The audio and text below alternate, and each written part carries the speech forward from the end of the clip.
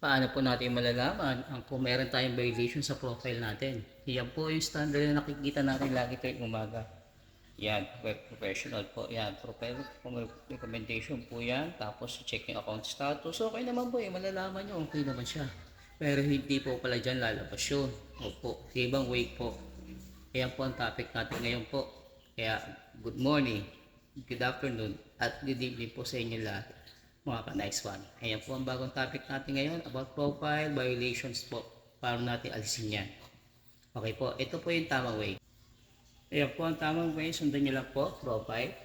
Yes, pero yan, creator support po dapat. And susunod po is account and audience tools. Susunod po is content standard. Tapos kung meron kayong makikita content was removed.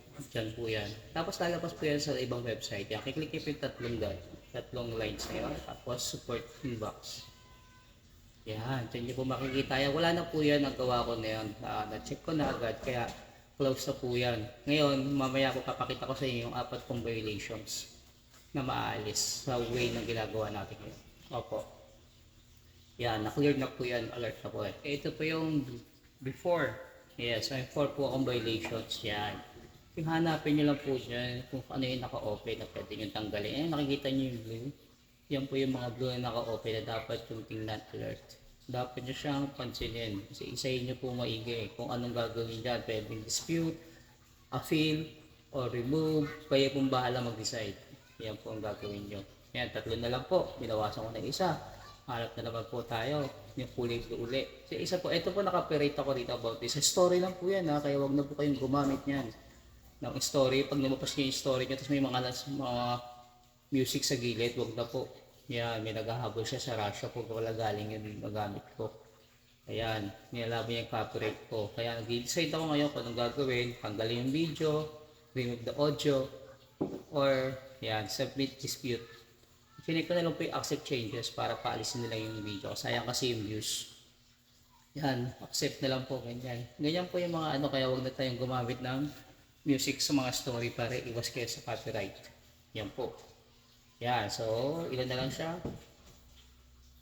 Yung tatlo, yan. Kuha na po ako ng blue. Yung una ka blue po yung mga open po yan ha.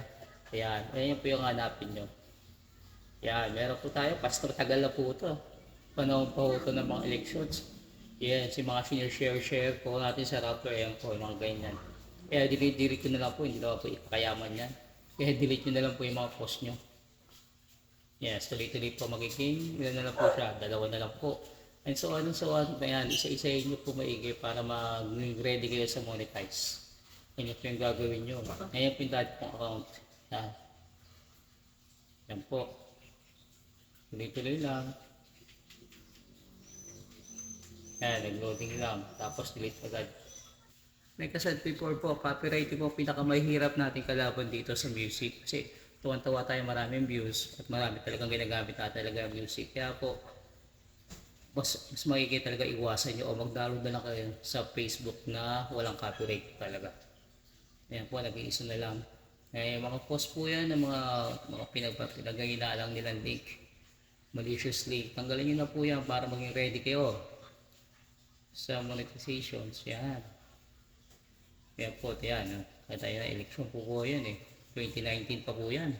2019, 2020, mga ganun po, mga nag-share po sa post. Kaya wag na rin po kayo mag-share ng mga post na mga violence, kung politicals. Basta wag na kayo mag-share. Linisin nyo po yung account nyo. Maging patas na lang po kayo. Maging low profile, kumbaga, sa mga issue na mga ganyan.